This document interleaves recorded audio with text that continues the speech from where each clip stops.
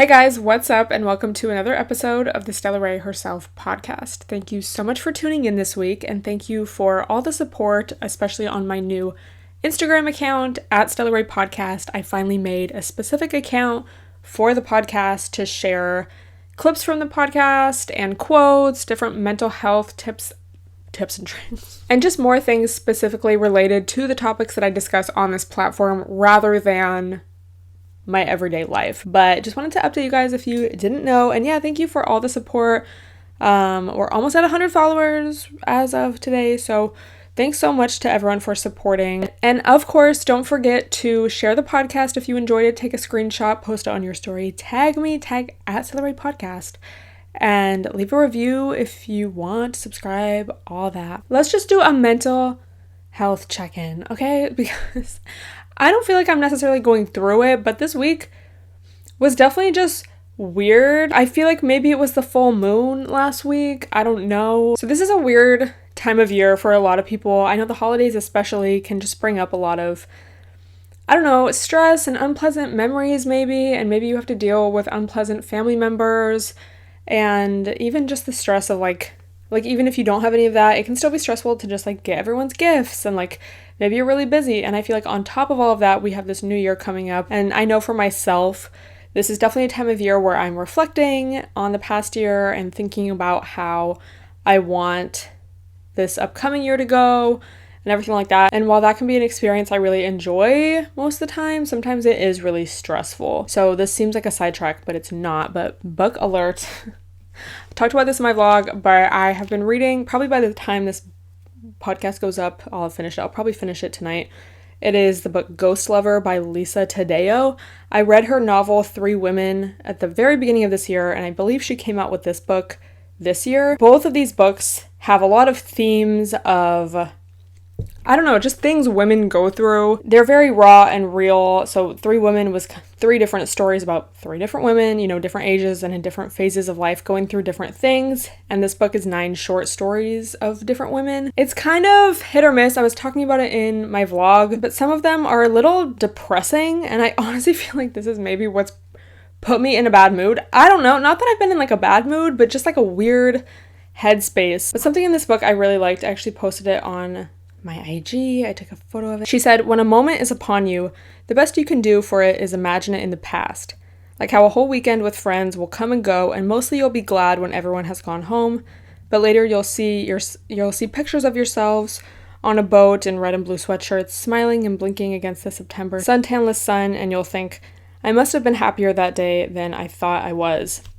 So just kind of this idea of reflecting on the past. There's also a lot of themes in this book of, you know, getting older as a woman and like having regrets.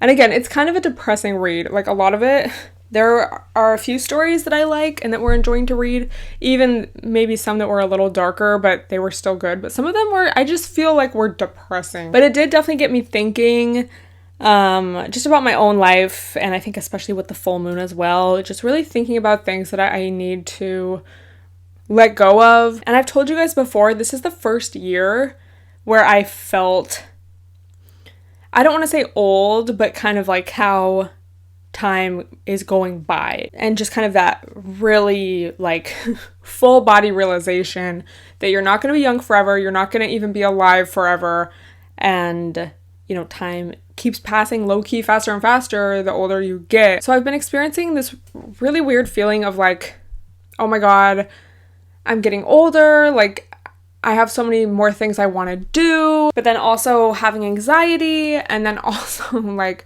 feeling like I can't really do anything. And I think part of it too is this is the longest I've been at home since I lived here. You know, I've never visited longer than like 2 weeks, you know, at a time in the past 6 years. I set this whole thing up for myself of coming back home to have this rest and relaxation period, and like to low-key be antisocial and like just really focus on myself and the gym and family and like videos, work, etc.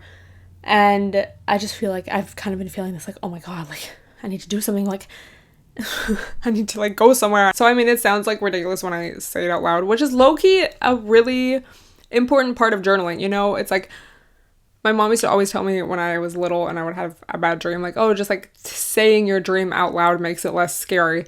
And sometimes like you just need to talk something through or journal something out, and you'll feel better. And then it will also just put things into perspective and put things into context. So never underestimate the power of journaling.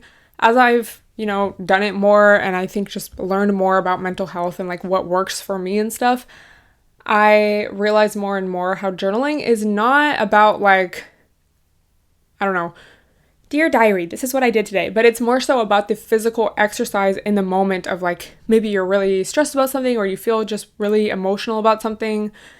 Writing it out helps you feel so much better. Like it's like, it puts it out of your brain and onto the paper and you can like let it go. It's really crazy how much it actually works. Because sometimes it's like, oh, journaling, like, I don't care. Like, it's just gonna, it's not gonna affect me tomorrow or in a few days. So why would I write it down? I'm not gonna care to look back on that. Sometimes you might want to look back on it. And also, it's not even necessarily about that. It's about like the physical act of it. Some of y'all probably already know that, but I experienced it again this weekend. So I was like, oh, I'd be forgetting this really works. So anyway, I just had to remind myself, like, okay, first of all, you have time. And actually, this little paragraph from this book really helped me as well. Because there was that, and then I think while I was editing a vlog, I was thinking about that, like, oh my god, I'm gonna look back on this vlog and be like, wow, life was so easy then, I was at home and just like doing wholesome things and like I really could just relax, spend time with family. And it's also weird because this is the first kind of week I've started to, I wouldn't say like miss LA, but definitely kind of felt like, just remembering certain things and like missing specific memories or times. And I had to remind myself, like, bro, that was not the reality, And it's so crazy so often when we are nostalgic about the past or really like remembering something so fondly and maybe to the point where we like miss it and we like regret, I don't know, moving away from that or like just resenting time passing or whatever, even when it gets extreme. It's like that wasn't actually how it was, because so often, like there was a reason I wanted to switch up my environment, And so just like these couple memories that I'm like reminiscing on, bro, that was not my life every day, That was like one day of this month and one day a few months later. And like I'm just putting together this like aesthetic montage in my head of like how amazing, oh my god, like I just miss like going out to that one place. Like it wasn't even that great. IRL, I also specifically remember like kind of going through this during the pandemic, like that summer of 2020. Specifically remember being like, bro, I'm gonna like look back on this and romanticize it. So I think that's a really important thing to remind yourself of if you're ever experiencing nostalgia. Did I even say that right? Nostalgia. If you're ever nostalgic about something, that's fine. And I was kind of looking things up about nostalgia and nostalgia. There was kind of mixed things. Some reports said that it brought happiness to people because they could like remember like, oh, if you're nostalgic about like Christmas with your family and then like when it becomes Christmas time, you have these happy, warm memories. But then it can also make some people depressed because it's like, oh, I don't have that anymore. That's not my life anymore. Life was so much better then. So I think it's just important to keep things in perspective. And I, again, really liked that quote in this book because that is so true. Sometimes, you have to take a step back and be like, bro, I'm going to look back on this. That's also super interesting too because, and I didn't even plan to talk about this so I don't have like a report cited or something. Have y'all ever heard of the thing like, oh, we tend to remember more bad things about the past because that's like our primal brain trying to keep us safe? Like if you think back on your childhood, a lot of people are going to remember bad things about it rather than good things because the like bad things stick out more in our memory because it's our brain's way of like protecting us from making them happen again or like preventing them from happening again. But then it's like, so why are we nostalgic? Like why will I look back on a night where like we were at like a disgusting little bar and like, I mean, maybe because you were intoxicated, but like, and you're like, oh my god, that was like the best night. Like those guys we were with, they were like amazing. Why can't every night be like but it was actually like, maybe that's just like being drunk. But I don't know, even like not memories like that, but sometimes you just have a memory and it's like, okay, I know it wasn't that good, but my brain is just like making me miss it and like, oh my God. Or even like a person, bro, like, you know, you can really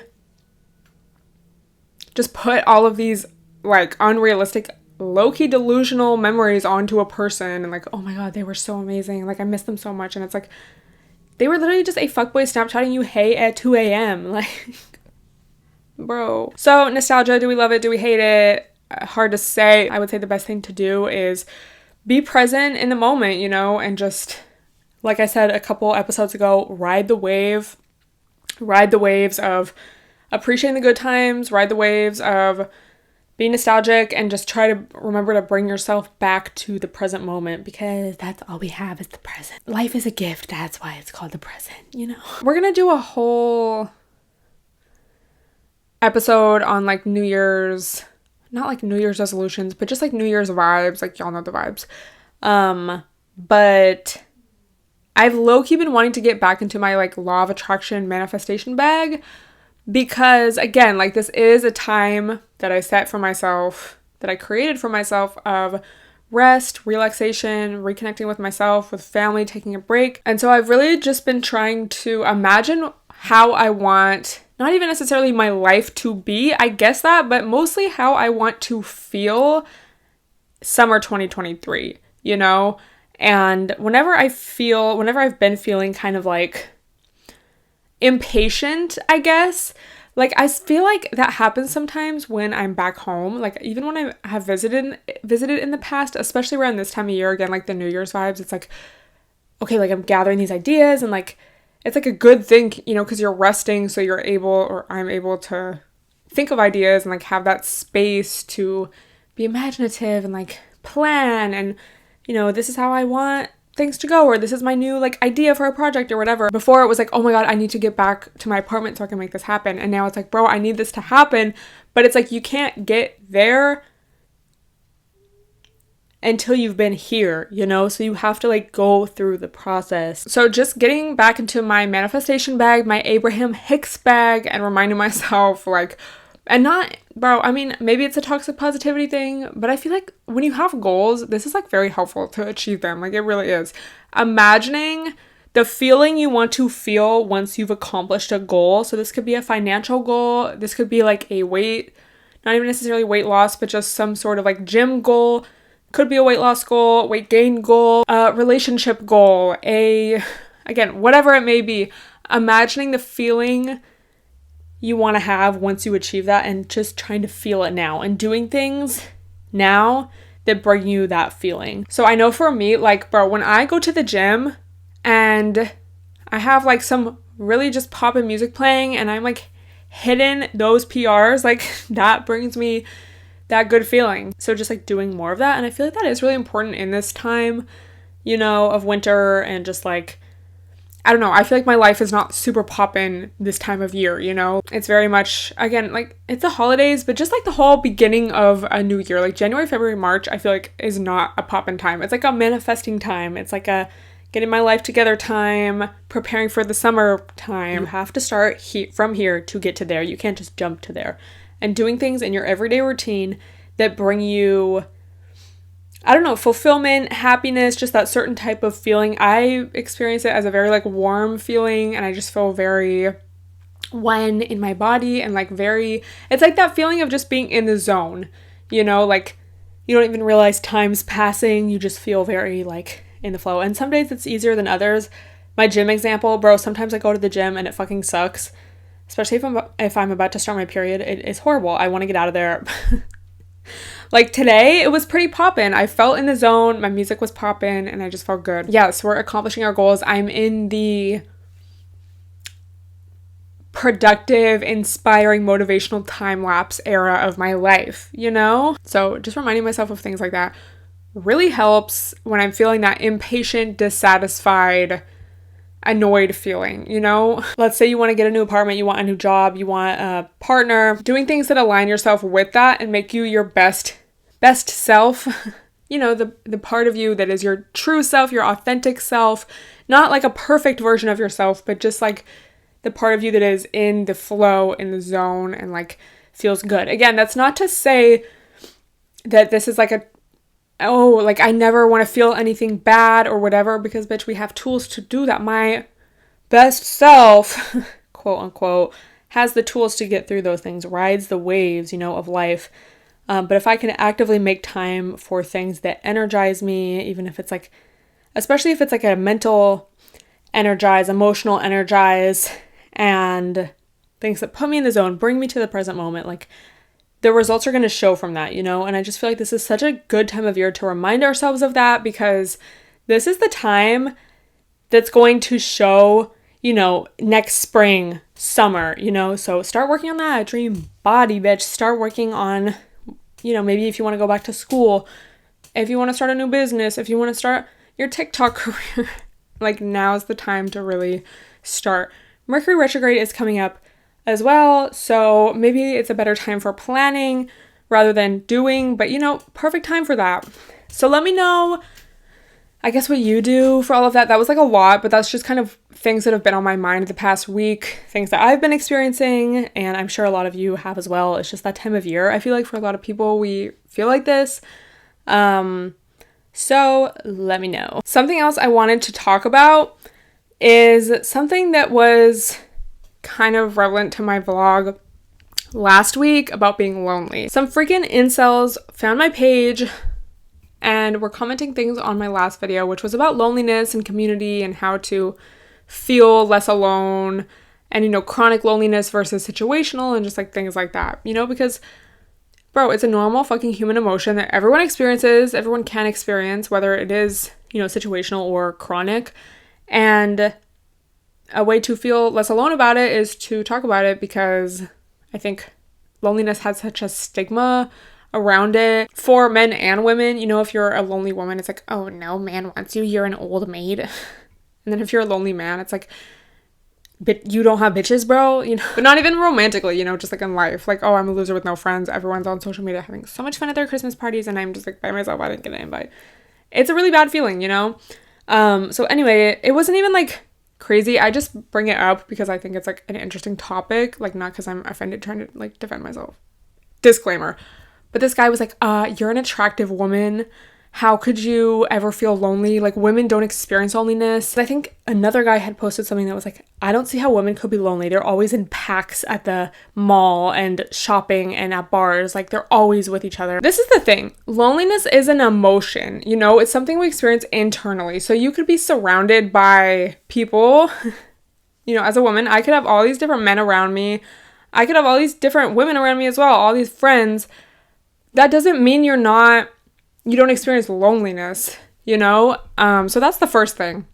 And my mom actually just sent me this article about how you can be surrounded by friends and family and still feel lonely, because it's about emotional vulnerability, So if you were raised in a household where that wasn't something that was valued, you can still experience loneliness around family because you're not able to be your authentic self. Not all of your emotions are going to be validated. It doesn't feel like a safe space to express your true emotions, and you can't honestly and authentically connect with those people because you can't show up as your true self, because it's going to be, shamed or just unaccepted or whatever. But you could still like be around them, or, oh yeah, we're such a tight family. We get together every holiday. That's the true, meaning of being connected, It's not like the amount of people around you or how many guys want me or how many girlfriends I have. It's like, how many people can I be truly authentically myself around? Like, you could have one friend who you can just be completely yourself around and all of your emotions are valid around this person. You can be honest with them. They see you for who you are. You just feel very seen. Like, all parts of you are accepted and can show up. You don't have to hide any part of yourself.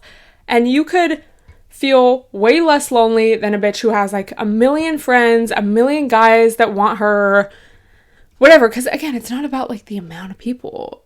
So there's that. But then also, I feel like there's a real phenomenon in our society. I'm sure this guy's thing was like, oh, he's been rejected by many women. So he's like, I'm the one feeling alone. Like, I keep getting rejected. women are obviously not alone. Like, she has a million guys who want her. She's good looking, whatever. So that's like another aspect of it. Bro, yeah, a lot of guys would like to be with me, I'm sure. Actually, I know. But that doesn't mean they want me, like the real, authentic me. You know, they just see someone with blonde hair, with a certain kind of body type, and that's all they kind of see. Like, oh, I want that. She fits that category, and I want that category. I want that model maker, you know, like, not like supermodel, but like model 09X3. And I've heard it said before, like just because you have a lot of guys that want you doesn't mean they're quality.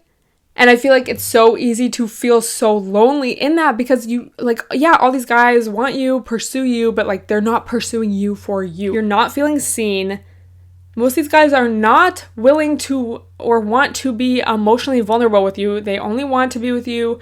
Like, yeah, they want to get with you, but an attractive woman is also like a status symbol for men, you know? Like, why do you think we see all these beautiful women with ugly ass guys, old men, you know? Like, no offense. So same goes with men. You know, the social currency for men is money, status, wealth, power. So that's why you see all these girls after these guys, and, you know, even all these guys after guys like that, like they're homies. Oh my God, yeah, big bro.